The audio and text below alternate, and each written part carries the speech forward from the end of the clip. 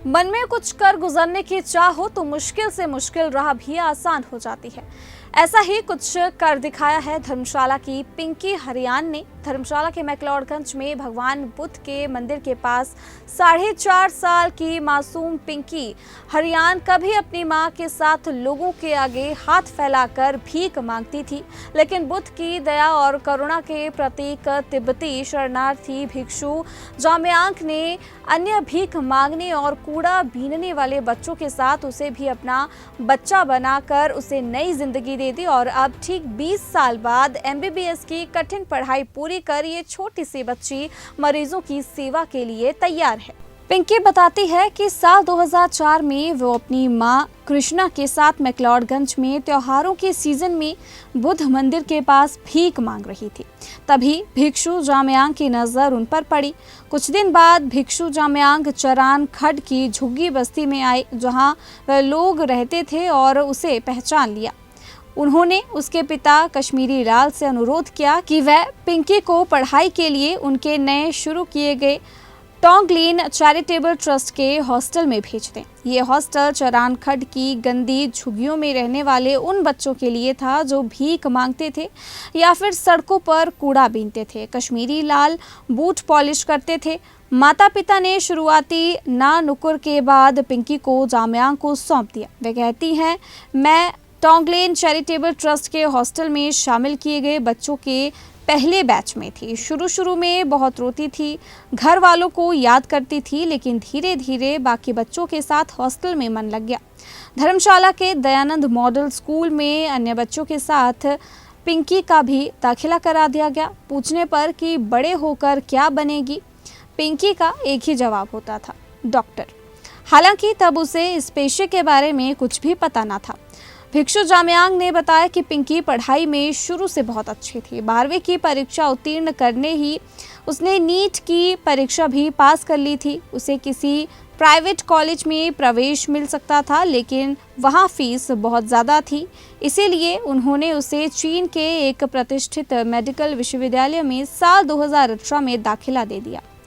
वहाँ से 6 साल की MBBS की डिग्री पूरी करके वह धर्मशाला लौट आई हैं।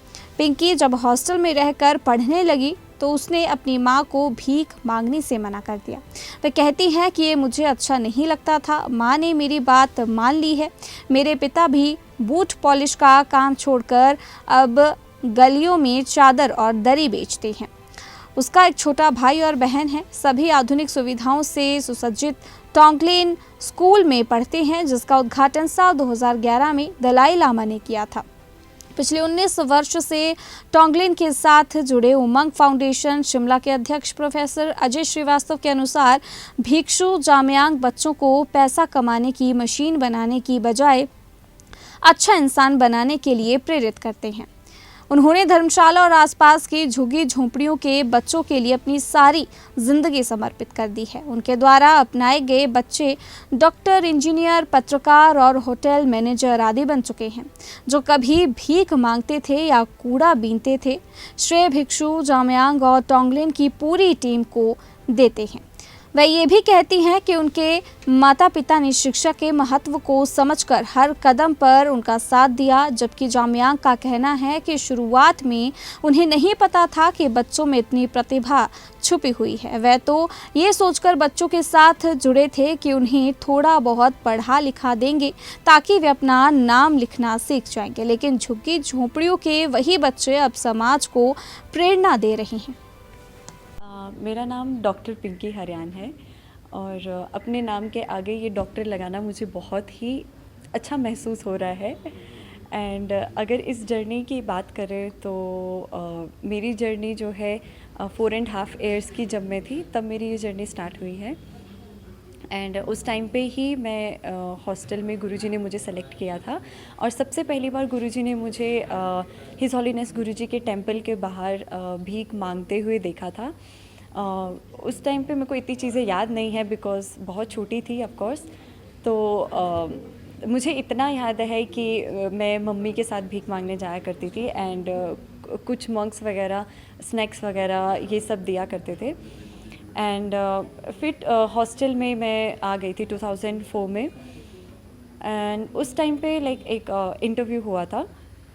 इन दैट उन्होंने मुझसे क्वेश्चन किया था कि आप अपनी लाइफ में आगे बड़े होकर क्या बनना चाहेंगे, एंड विदाउट एनी कुछ भी बिना सोचे समझे आई जस्ट सेड दैट, क्योंकि बचपन में इतना नॉलेज नहीं होता है, हमारे दिमाग में यही था कि पुलिस बनना, टीचर बनना एंड डॉक्टर बनना। तो आई जस्ट मैंशनड कि मैं डॉक्टर बनना चाहूँगी, बट मुझे नहीं पता था कि आज मैं उस एम्बिशन को फॉलो करते हुए आज मैं इस मुकाम तक पहुँचूँगी। सो आई एम ग्रेटफुल टू टोंगलैंड कि उन्होंने मुझे इस काबिल बनाया कि मैं आज उस 4 साल की उम्र में जो सपना देख रही थी वो आज मेरा वो सपना आज पूरा हुआ है। So I am grateful for that. जिस प्रकार से आपने कहा कि मेरा सपना पूरा हुआ है, अब परिवार की क्या स्थिति है और परिवार कितना खुश है आपके डॉक्टर बनने में? परिवार ऑफ कोर्स उनके लिए तो ये सोचना ही बहुत ज़्यादा बड़ी बात है। It's like a totally impossible thing कि उनकी बेटी डॉक्टर बन गई है। उनके लिए ये सोचना ही बहुत बड़ी बात है कि मैं डॉक्टर बन गई हूँ। उनके लिए स्टार्टिंग में एजुकेशन ही उनके लिए बहुत बड़ी बात थी कि एजुकेशन मिल रहा है, बहुत लाइक कुछ ना कुछ हो जाएगा, बट डॉक्टर बनना it's like totally impossible thing. तो वो चीज़ गुरुजी ने पॉसिबल किया है। एंड अभी जो मेरे पिताजी हैं वो चादर बेचने का काम करते हैं, और जो मेरी मदर हैं वो गुरुजी ने जो टोंगलैंड में जो स्लम कम्युनिटी सलांगड़ी में स्कूल ओपन किया है छोटे बच्चों के लिए, स्लम बच्चों के लिए, वहाँ पर मम्मी एज अ काम करते हैं, बच्चों को नहलाना, कपड़े धोना, खाना वगैरह बनाना। तो उनके मेंटेनेंस के लिए मम्मा वहाँ पर काम करता है। फ्यूचर्स के क्या प्लान हैं और अपनी जो कम्युनिटी है उसके लिए क्या करना चाहेंगे आप? कम्युनिटी बचपन से हमारी कम्युनिटी के लिए सिचुएशंस के साथ डील करना, फाइनेंशियली स्टेबल ना होने की वजह से उससे डील करना बहुत ही ज़्यादा मुश्किल था, आज तक देखते आए हैं। But there is a difference, अगर 2004 और अभी की बात करें तो बहुत ज़्यादा डिफरेंस है। एंड उस टाइम पे लाइक ये सोचना, चीज़ों को सोचना कि कभी चीज़ें बदल सकती हैं और वो अब इन रियल बदल गई हैं, तो बहुत ज़्यादा डिफरेंस आ चुका है इस चीज़ में। और कम्युनिटी के लिए हमेशा जो मेरी कम्युनिटी है वो मुझे बहुत इंस्पायर करती है, क्योंकि मैं दिल से बहुत सारे चेंजेस लाना चाहती हूँ। और अभी तक 2004 में ना सिर्फ एक फाइनेंशली, बाकी भी बहुत ज़्यादा प्रॉब्लम्स हुआ करती थी, क्योंकि उनका ना लाइक मेंटल डेवलपमेंट नहीं था, हाइजीनिक कैसा रहना है, बहुत सारी प्रॉब्लम्स हुआ करती थी, उनको नहीं पता था। तो एज इवन हम जब छोटे थे, 5 साल 6 साल या 7 साल की उम्र में भी हम लोग अपनी तरफ से टोंगलैंड पूरी कोशिश करता था कि हम उनको अवेयर करें इन चीज़ों से कि अपनी लाइफ में सुधार कैसे लाना है, एजुकेशन की इम्पोर्टेंस क्या है, वो हम स्किट के थ्रू उनको समझाया करते थे। एंड अगर देखें कि आज और 2004 में कितना डिफरेंस है, वो बहुत ज़्यादा डिफरेंस आ चुका है, क्योंकि अब उनको पता है कि लाइफ को कैसे सुधार सकते हैं और कैसे अपने लाइफस्टाइल में उनके चेंजेस अगर देखें तो दे नो कि उनको कैसे रहना है, तो दे कैन मैनेज। और एज अ डॉक्टर बनने के बाद मैं टोंगलैंड जितना कभी भी नहीं कर सकती, बट मैं एज अ डॉक्टर मैं अपनी तरफ से मुझे ऐसा लगता है कि ये मेरी रिस्पॉन्सिबिलिटी है कि मैं अपनी स्लम कम्युनिटी को सर्व करूं। तो आई टेक एज अ कि वो मेरा एक गोल है कि मैं एक काबिल डॉक्टर बनने के बाद मैं अपनी स्लम कम्युनिटी को भी सर्व करना ज़रूर चाहूँगी।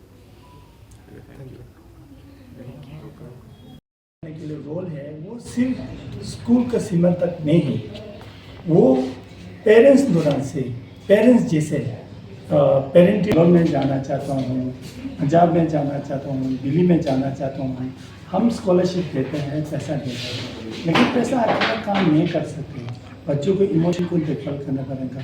बच्चों को अभी तक जितना बच्चों स्कूल में खासकर स्लम से आया, सब लोगों के लिए ये सुविधा दिया था। आने वाला समय में तुमने ने ऐसा सुविधा देने के लिए इच्छा है, और ज़्यादा बच्चों और यहाँ में आसपास में जितना जो अकेला से बात नहीं है। आजकल तुमने में वोकेशनल ट्रेनिंग सेंटर में यहाँ में जो लोकल कम्युनिटी धर्मशाला से 100 से ज़्यादा स्टूडेंट आसपास में है, वो ये काफ़ी जो हेल्प मिल रहा है। और चैलेंजिंग, बहुत ज़्यादा चैलेंजिंग है, और अभी तक यहाँ तक लेने के लिए बहुत ज़्यादा चैलेंजिंग है। One of the major challenging is जो स्लम में रहने वाला लोग, कुछ पेरेंट्स लोगों के मेंटलिटी को चेंज करने के लिए मैं आपको ये एग्जांपल दे सकती हूँ। अगर किसी यंग जो कपल को क्वेश्चन पूछो, वो लोग ये बोलेगा मेरे पास खाना के लिए हो ना हो कोई बात नहीं, मैं अपना बच्चों को पढ़ूंगा। ये मेंटलिटी 2003 में 2004 में कोई रोल मॉडल नहीं है इस्लाम में। अभी तो बहुत ज़्यादा जो रोल मॉडल बन जो गया तो लोग अच्छा, अगर हमने स्कूल में बच्चों डाल देंगे तो शिक्षा से थ्रू से बच्चों को ऐसा बन जाता है, वो उनको थोड़ा से यकीन हो जाता है और उनको जो आगे बच्चों